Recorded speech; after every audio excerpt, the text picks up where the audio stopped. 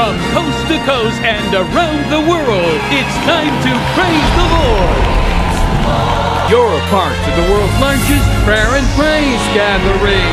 Joining us from New York City are Grammy Award winner Karen Clark Sheard, GMA Dove and Stellar Award winner Kiara Sheard, producer and director Tim Shea, designer and founder of Code Purple, Robin R. Crespo, Bishop of Love of Fellowship Tabernacle, the Kingdom Church, Hezekiah Walker.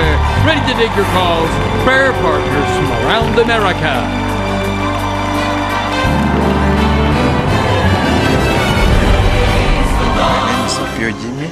My name is Moses. My name is Edwin Mutai. Anyal Kilwoni Lucy. I've been suffering from malaria for several times. I've been affected by malaria.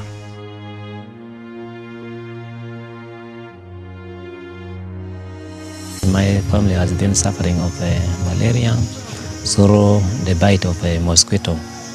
The fact that I have treated mosquito net in my house, it can't help me when I'm outside my house. I thank God so much because God gave me this jacket.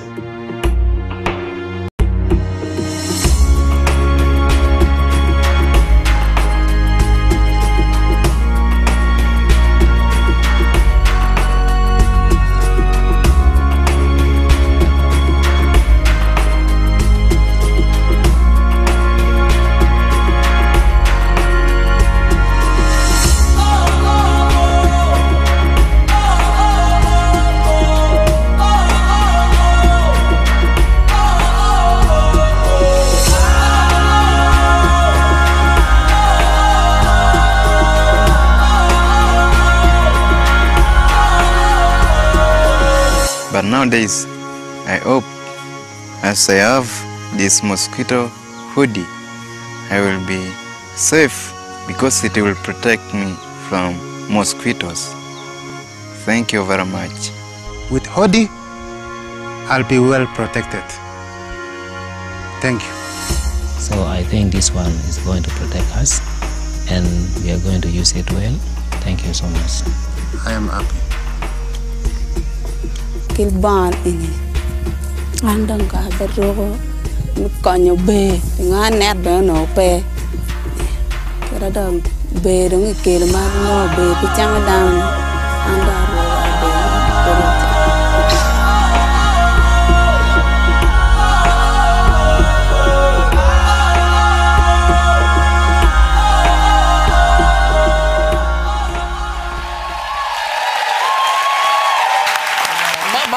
My guest now is a great man. He's been famous and he's developed in fame, but God changed his heart, changed his life. And now his concern is how he can help the world and change people's lives for the better. Robin Crespo, he's a fashion designer, CEO and founder of Code Purple event. He's a fashion designer who's worked and studied with some of the top designers around the world. And he had a life-changing moment, and he's going to talk more about what God has done for him and what he's doing for the world. So I want you to welcome my guest, Robin Crespo.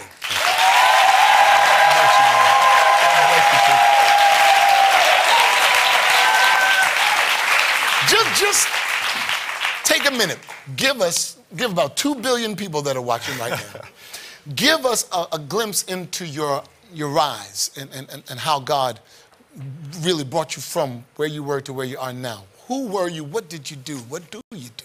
Well, I'm a New York City fashion designer, and this year we had the largest show for Fashion Week. It was on the USS Intrepid, and we closed it out to a tomb of about 1,200 people. Wow. And we flew underneath the banner of Code Purple, which is a call to action for all people to become activated. Because around Africa right now, there are children dying. Every 45 seconds, a child is dying. And through fashion and fabric, we figured out a way and engineered a way to be able to protect these children and really create sustainability. Because if you can rebuild the community by not allowing, by stopping the children from dying, then there's so many different things that you can affect. So we were down in D.C. about 2 weeks ago, and we met with over 12 countries that have embraced this product, including our own country. So we're really excited about the possibilities. Tell us about the product. Tell us about this hoodie, this mosquito armor. Well, this is the real deal. Actually, the wearer is completely protected when wearing this garment. And one of the things, we also have pants to go with this, and we have a wrap and a baby swaddle. And I just designed last week the first pair of shoes that are going out. So, and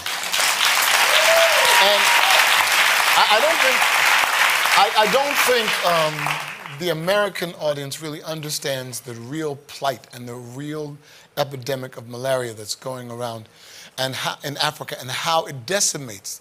A mosquito can decimate a life. What brought your attention to it? You know, when I started working on this fabric, which was the second fabric that I engineered, the first fabric that I engineered was a fully recycled plastic bottle product, which I spun into polymers. I'm going to keep it long and short, but that fabric was is now used in the dancing waters of Macau, China. Wow. So that started this search for different fabrics. And as I started to find out the devastation that malaria caused around the world, you know, I asked a simple question, you know, what could I do? What could I do to make it better? And I just love how the Lord leads you down, you know, this road. And one thing led to another and the next person. And I started to experiment a bit, and we were able to create what's called mosquito armor. And the further I went down this rabbit hole, I started to understand that children are dying every 45 seconds, that communities are completely being destroyed, and a mosquito doesn't discriminate. Right. It doesn't care whether you're a child or an adult, white, black, green, yellow, it doesn't matter. And meeting with some of these countries, like in Kenya, they lose over 100 million working days due to malaria. Just to give you an idea of what it's like to, how can you grow your economy? How can you create real sustainability? Right. And as a father, and I'm sure there's many parents out there, could you imagine waking up to your child being dead? You know, they got a fever at night and then they're dead. Would you go to work? How would you feel? I mean, I know I probably wouldn't do much. Or your child having to wake up to being an orphan, you know, and have to grow up either by the village or by themselves, and have to take care of the rest of their siblings as a child and lose their whole future. So these things are all a part and parcel of the plight that's going on in these different countries in Africa. And God gave you the wisdom. I was talking to Oprah Winfrey once, and Oprah said that she wakes up in the morning and she says, now, Lord, what do you have for me to do today? Show me what I'm supposed to do today. And it's a simple prayer like that. You know, you don't have to go into the deep depth of prayer, you know, with poetic prayer, almost high and potent God, from an unclouded world we once more and again come before thee. A few of your handmaid servants, head in our hands, our heart to the sky, knee bent down to the mother earth. You know, all of that poetry that we do in church sometimes is more pretentious than anything else, but the simplistic prayer is, God, what do you have me here for? And what do you want to do through me today? And that's what you've allowed God to do through you. You know, my commitment to this came after a car accident. I just finished a show in New York City, and it was about 3 o'clock in the morning, and it was late, and probably wasn't, you know, part of the... Tell the truth. Yeah. What? The dash here was before the ING. I got into a car accident, and $12,000 later, I remember that morning waking up, and I walked out to the front of the car, and I looked at the car, and I knew there was nothing wrong with me, and I looked up and I said, God, what do you want from me? Wow.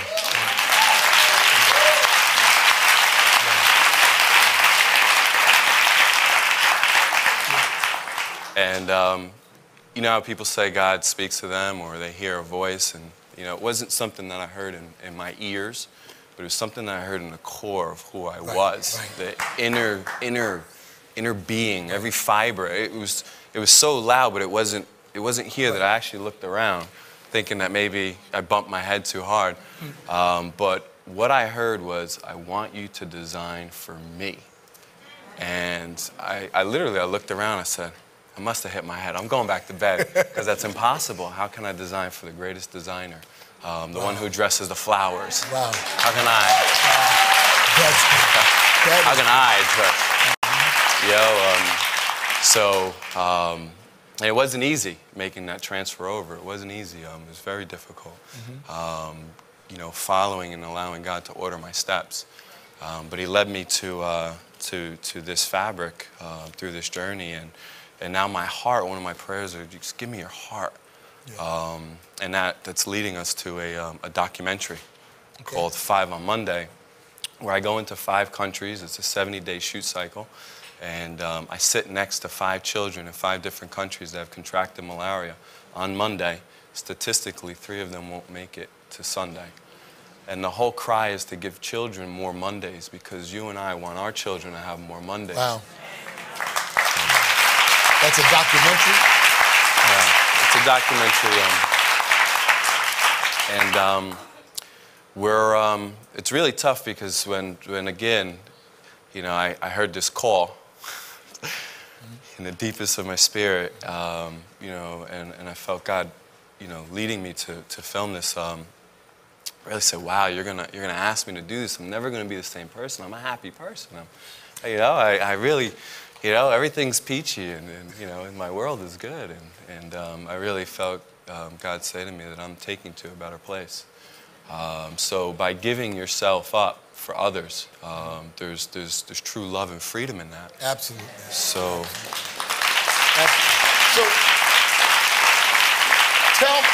now this may seem a little strange to people that are watching and listening. Tell me about the cigarette story. Oh. Now look, somebody in the audience just said, Jesus. The cigarette story, the blood of Jesus. And calm down. Y'all, church people get on my nerves. They go speaking in tongues on me. Tell us about the cigarette story. You know, I'm in a unique industry. You can imagine I'm exposed to many different individuals who normally I don't know that the church would have that type of reach. And after the show, someone saw one of the videos of the actual show, and it was someone that I had contact with, you know, an associate, you know, and he called me up. He goes, I knew you were a fashion designer, but I didn't know that you were that big. And I'm like, well, I appreciate that, you know. He's like, do you think you can stop over my house? And I said, sure, you know, I'll stop over. Now, I had given him a book a year ago called More Than a Carpenter.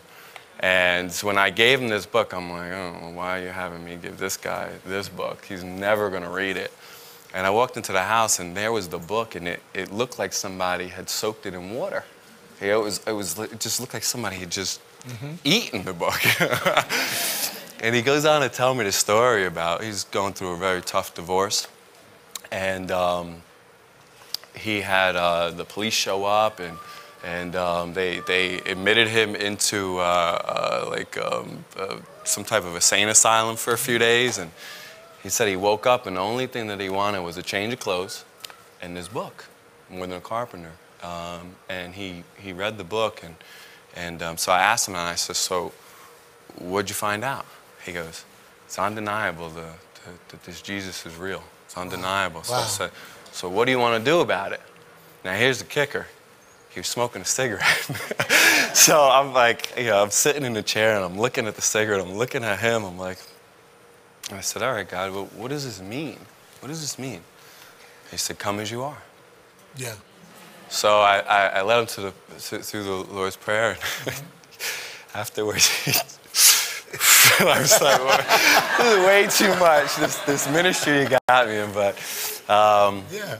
You know, it's about love. It really is about love and accepting people where they're at. And trusting God to take them the rest of the way. Before we leave, I'm really interested in this, because like I said, Africa is my heart. I love Africa. I'm there all the time. Why is this purple? What is the significance of it being purple?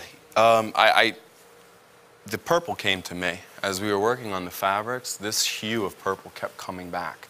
The test results were better for some reason. And as I started to do the research behind colors in different countries and respecting their cultures, in certain places, if I gave you all white, because that's something I would want, you know, the fresh linens, you know, I thought that maybe that would be cool. If I give someone white, I'm calling them a witch. If I give a woman a pair of pants, I can be accusing her of prostitution. Right. So the color purple rises above all of the other colors. So, and we know the significance of purple. Yeah. And I'm telling you, this is my first time ever hearing about this. And I am so interested about this. I'm really interested in what God's given you and how it's going to help our African continent. And I want everybody that's watching, I really do, I want everyone that's watching, I want you to get Robin's information. And I want you to find out more about it too, because there may be some ways that you can be included in helping out. There may be some things that God lays on your heart that you're going to have to do in order to help this out, because we're here to save a world. And it's not always done the way we think it's done. You know, in order to save the world, sometimes you got to go outside of the lines. In order to save the world, sometimes you've got to go past your comfort zone. In order to reach 7 billion people, sometimes you've got to leave the four walls of the sanctuary and get into the dirt where the people are, where Jesus would be. So I want you to see the information that's on the screen for Robin Crespo, and I want you to really pray about what it is that you can do. Like Oprah prayed, Lord, what is it that you want to do through me today? And I want you to follow his instructions. Robin, thank you so much. Thank you for having me. God bless you.